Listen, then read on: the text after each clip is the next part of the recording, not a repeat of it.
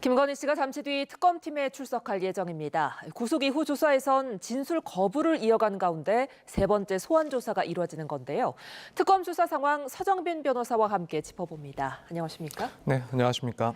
자, 이제 잠시 뒤면 김건희 씨가 구속 이후 세 번째 소환 조사를 받습니다. 오늘은 아무래도 건진법사와 이 통일교, 이 청탁 의혹 중심으로 조사가 진행되지 않을까 싶은데요. 어떻게 전망하세요? 네, 말씀하신 것처럼 저 역시도 결국 이제 건진법사 그리고 통일교와 관련된 의혹에 대해서 집중적으로 다루지 않을까 생각이 됩니다. 사실 이전 조사 같은 경우에는 예컨대 도이치모터스 주가 조작 의혹과 관련된 그런 쟁점들에서 집중적인 조사가 있었던 것으로 보이는데 일단 오늘 조사에 있어서는 이런 통일교와 관련된 그런 혐의점들에 대해서 질문들이 이어질 것이다 이렇게 전망을 하고 있습니다.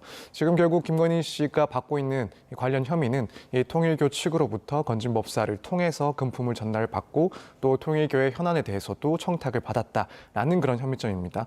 결국 이제 이것이 사실로 드러나게 된다라고 한다면 이런 종교 단체까지도 아우르는 그런 네트워크가 실제로 존재했다라는 그런 문제가 또 확인이 되는 것이고 사실 그 내용 파악 정도에 따라서는 그 파급력도 무척 큰 그런 사안이 아닌가 이런 생각이 됩니다. 그래서 오늘 조사에서는 이 부분에 대한 조사가 집중적으로 이루어질 것이다 이렇게 전망할 수 있을 것 같습니다. 그런데 오늘도 김건희 씨가 진술 거부를 하지 않을까 싶은데 어떻게 보세요?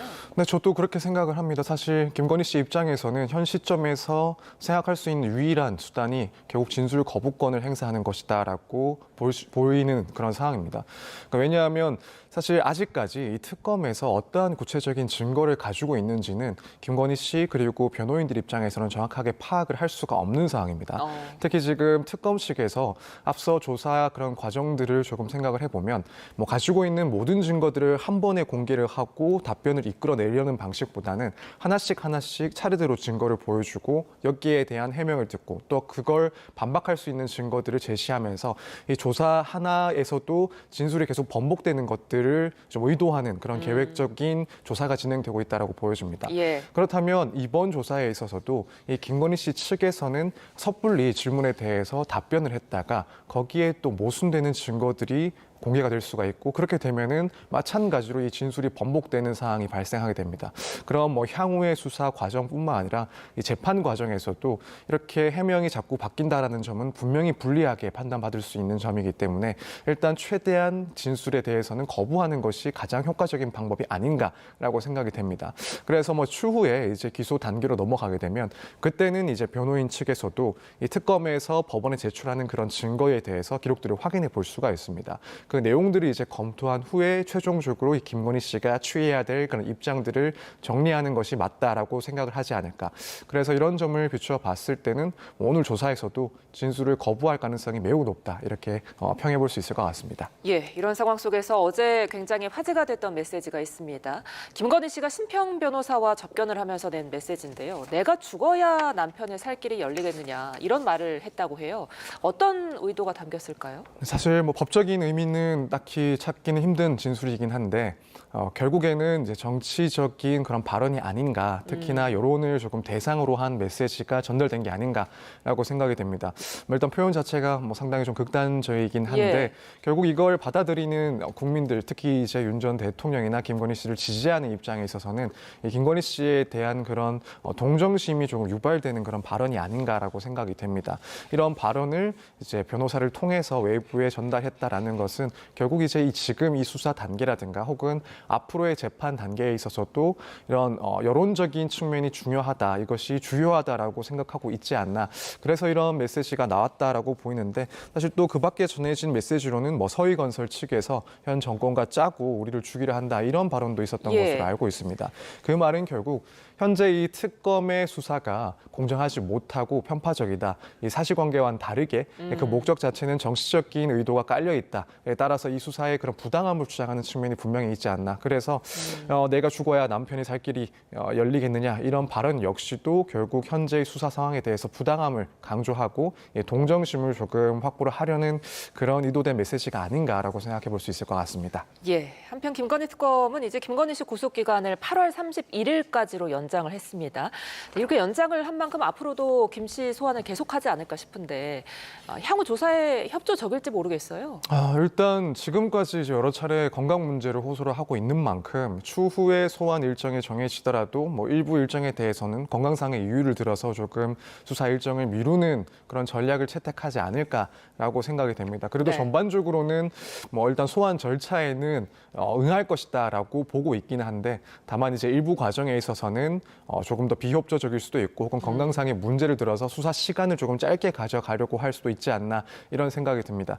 사실 뭐 김건희 씨 입장에서는 아무래도 이 기한이 정해져 있을 수밖에 없는 특검의 수사 기간, 특히 구속 때문에 빨리 진행을 해야 되는 그런 일정을 뭐 최대한 조금 지연하는 것도 의미가 있다라고 판단한 가능성이 있다라고 생각이 됩니다. 그렇기 때문에 이 건강상의 문제를 들어서 뭐 일종의 외부에서 비춰지기에는 뭐 지연을 하는 그런 전략도 취할 수 있지 않나라고 일단 생각이 됩니다. 일단 뭐 특검 측에서도 그것은 당연히 감안을 하고 있겠지만 최대한 소환 일정을 잡으려고 할 겁니다. 이제 남은 그런 쟁점들에 대해서도 이 질문들을 다 소화를 해야 추후에 재판 단계에 넘어갔을 때 이런 진술을 보장을 해줬다라는 점을 남겨놓을 수가 있기 때문에 일단 소환 조사에 응하지 않는다 하더라도 소환 절차는 계속해서 시도를 할 것이고 뭐 실제 소환이 됐을 때 진술을 계속 거부한다 하더라도 일단 정해진 그런 소환 절차들은 소화를 하려고 일단 시도를 할 거라고 보여집니다.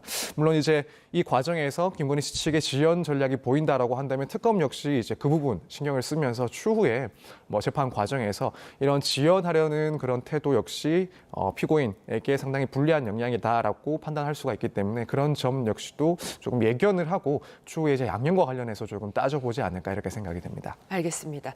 그런가 하면 건진법사 전성배 씨는 구속영장 실질 심사를 포기했는데요. 이게 굉장히 이례적인 일이라면서요. 매우 이례적인 일이죠. 사실 구속영장 실질심사는 이제 이 결과에 따라서 내가 구속 상태에서 뭐 수사를 받고 또 재판으로 넘어가느냐, 불구속 상태에서 재판으로 넘어가느냐 이걸 결정짓는 것이라서 일반적인 그런 피의자 입장에서는 무조건적으로 참석을 하는 절차입니다. 거기에 네. 변호사 선임까지도 해서 최대한 불구속 상태에서 재판을 진행하기 위해 노력하는 그런 과정이기 때문에 사실 이것을 출석을 포기한다라는 것은 뭐 다른 일반적인 사건에서는 조금 상상하기 힘든 부분이긴 합니다.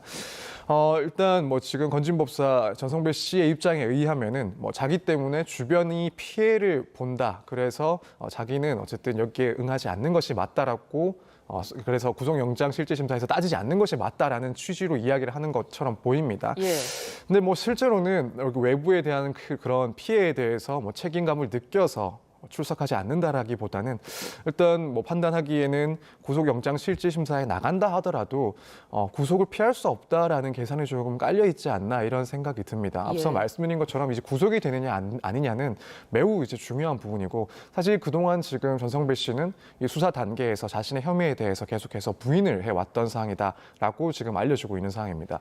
그런데 뭐 타인에게 피해를 입힐 것 같아서 영장 실질심사에는 응하지 않겠다라는 말은 설득력이 조금 떨어진다라고 보이고 일단 영장 실질심사에 나간다 하더라도 구속이 될 것이다라는 점이 상당히 이제 뚜렷하게 보이기 때문에 애초에 이런 출석하는 것 자체를 조금 포기한 것 아닌가 이렇게 조금 생각이 됩니다. 이제 오늘 전성배 씨가 구속이 된다면 김건희 씨 수사에도 좀 부정적인 영향을 미치지 않을까 싶은데. 일단 김건희 씨 입장에서는 부정적인 예. 그런 영향을 받을 것이다라고 충분히 볼 수 있을 것 같습니다.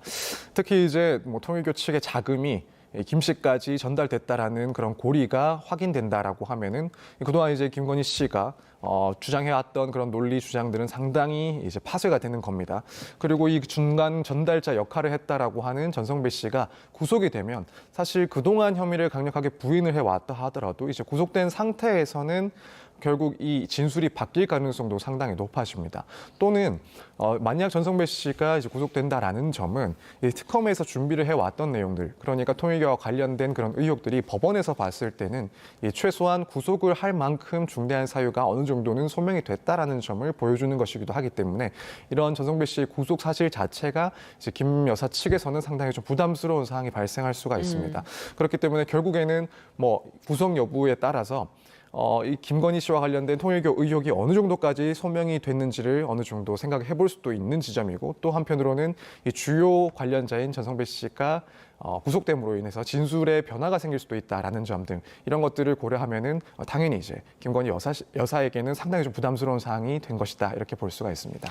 지금 이제 전성배 씨는 통일교 측으로부터 명품 가방, 명품 목걸이 같은 것들을 받아서 김건희 씨에게 전달했다 이런 혐의를 받고 있는데 문제는 지금 이런 목걸이나 가방 같은 거를 현물을 지금 찾지 못하고 있는 상황이잖아요. 이런 상황 속에서 이런 혐의는 어떻게 밝혀낼 수 있을까요? 뭐 사실 가장 좋은 것은 역시 실물이 확보되는 것이 수사에서는 가장 효과적이고 또 증거 수집에서 완벽을 기하는 그런 절차라고 볼 수가 있습니다. 네. 그렇기 때문에 뭐 특검에서는 일단 가능성 여부를 떠나서 이런 실물을 추적하고 또 확보하기 위해서 지금 진행을 하고 있지 않을까라고 생각이 되는데 이제 설사 명품의 그런 실물들이 확보되지 않는다 하더라도 그렇다고 해서 뭐 혐의를 입증할 수 없는 것은 절대 아닙니다. 사실 뭐 많은 뇌물 사건 같은 경우에는 전달되었다라고 하는 그 뇌물의 실물을 확보하지 못하는 경우들이 더 많다라고도 볼 수 있는데 뭐 이럴 때는 결국에는 뭐 간접적인 증거들 또 관련자들의 진술 혹은 이제 금융 기록과 같은 그런 증거들이 더욱 중요해질 수가 있습니다. 뭐 예컨대 송금 내역 그러니까 뭐 물품을 구매하면서 발생했던 그런 금융 거래 내역이라든가 혹은 문자 메시지 또 당시에 뭐 관련자들의 그런 진술 이런 부분들이 이제 결국 입증에 있어서 상당히 중요하다라고 생각이 되는데 뭐 예를 들어 당시에 전달 과정에서 뭐 녹음된 게 있다 혹은 이런 사정을 전해 들은 사람이 있다라는 그런 진술이 확보된다 하더라도 혐의를 입증하는 데는 상당히 도움이 될 수가 있습니다.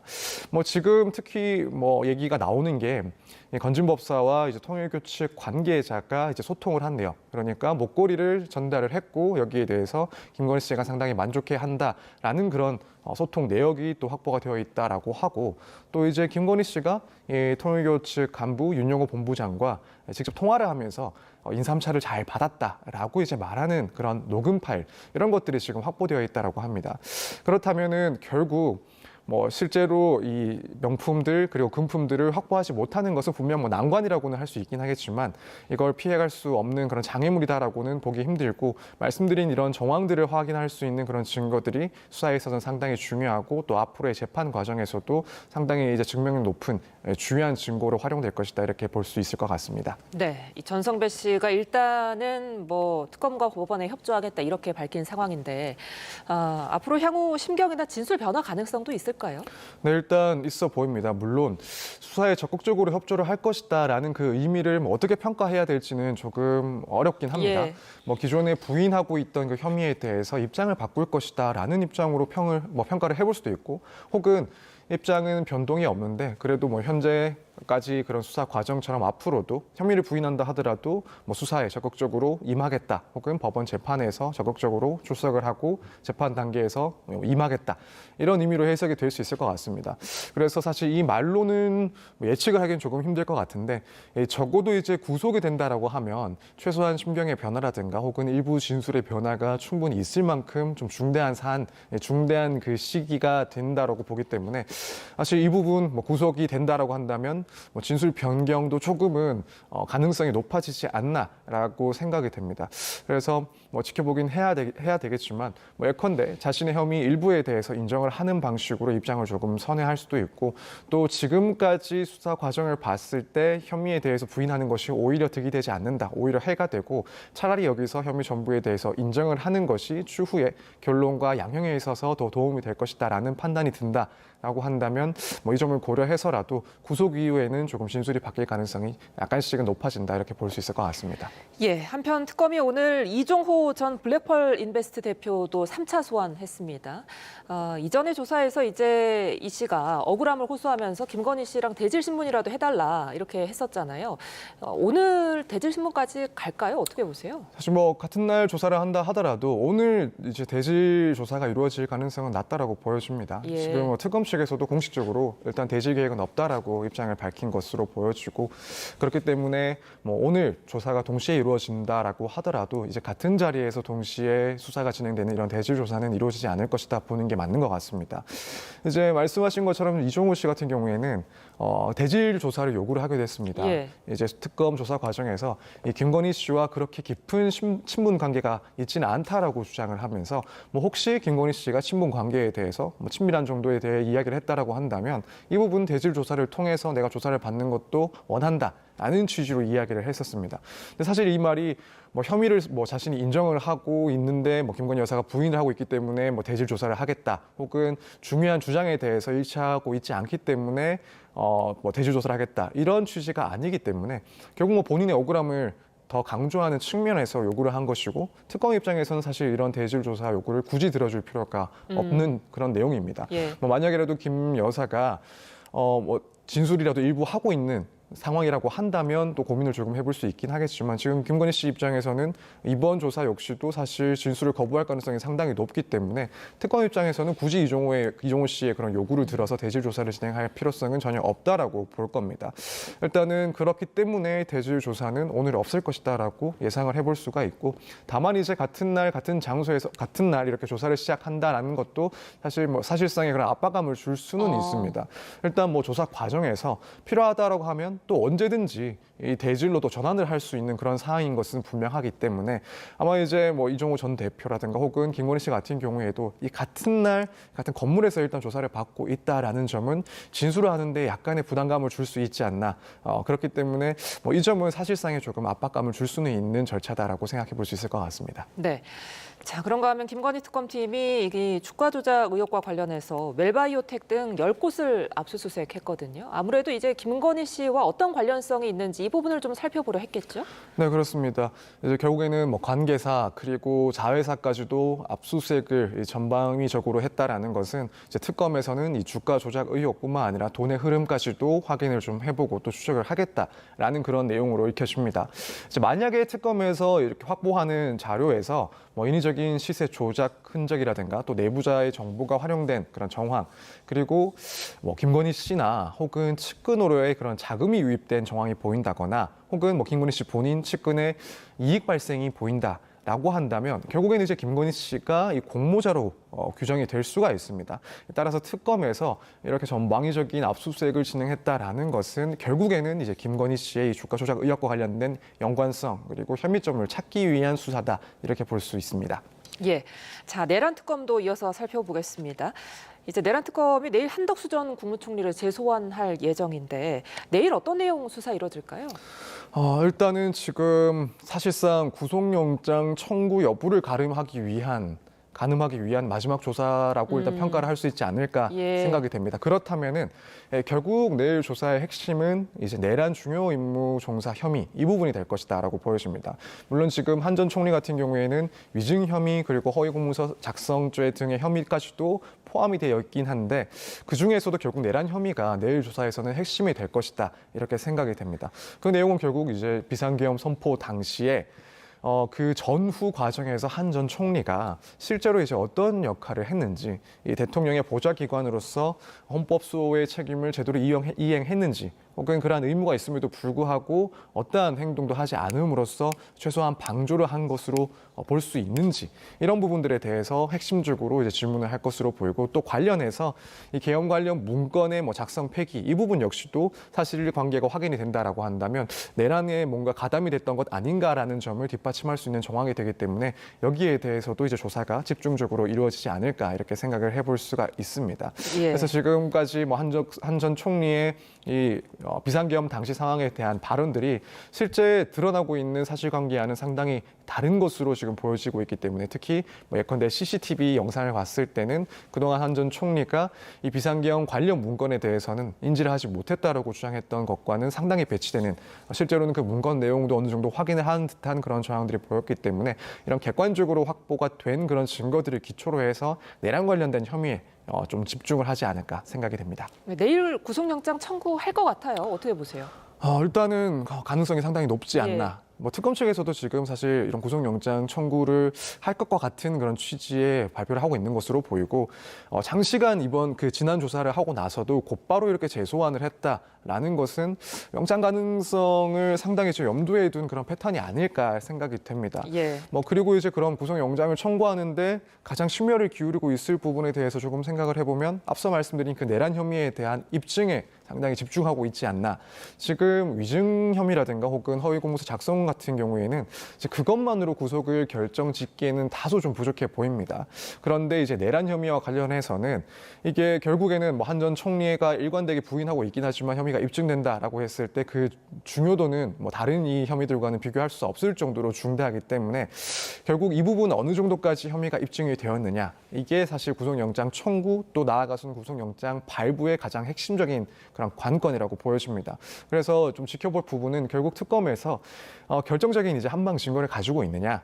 사실 뭐 CCTV 영상을 봤을 때 한 전 총리의 그동안의 해명이 다소 모순된다 하더라도 그것이 곧바로 이제 내란 혐의가 입증되었다라고 볼 만한 증거는 아니기 때문에 이제 특검에서 얼마나 이 입증을 할 수 있는지 이 부분이 사실 중요한 관점이라고 보여지고 특검에서도 상당히 신경을 쓰고 있는 부분이 아닐까 생각이 됩니다. 예, 끝으로 최상병 특검 이야기 짧게 좀 여쭙겠습니다. 최상병 특검이 좀 흥미로운 게 이종호 전 블랙인베스트 대표 측근이 휴대전화를 이제 한강공원에서 파손하는 걸 직접 목격했다고 해요. 이걸 포렌식 하겠다고 하는데 포렌식이 가능할까요? 일단 지금 들리는 이야기에 의하면은 이제 공원에서 뭐 발로 밟아서 이 휴대전화를 파손시켰고 네. 파손도 상당히 이제 좀 강하게 해서 휴대전화에서 연기가 날 정도로 예. 파손이 됐다라고 하는데 사실 이게 물리적인 파손이긴 해서 예컨대 뭐 불로 태운다거나 그런 사항은 아니라서 어느 정도까지는 복원 가능성은 여전히 존재하지 않나라고 생각이 됩니다. 물론 이 부분은 뭐 파손 정도에 따라서 달라질 수 있긴 하지만 일단 특검에서도 포렌식을 진행하는 것 자체도 일단 그런 가능성이 조금이라도 존재한다라고 보고 있기 때문에 포렌식을 진행하는 것으로 보이고 저도 개인적으로는 그래도 물리적 파손에 해당을 하는 경우라 일단 복원 가능성은 여전히 좀 남아있지 않나 이렇게 생각이 됩니다. 알겠습니다. 여기까지 듣겠습니다. 서정빈 변호사와 함께했습니다. 고맙습니다. 감사합니다.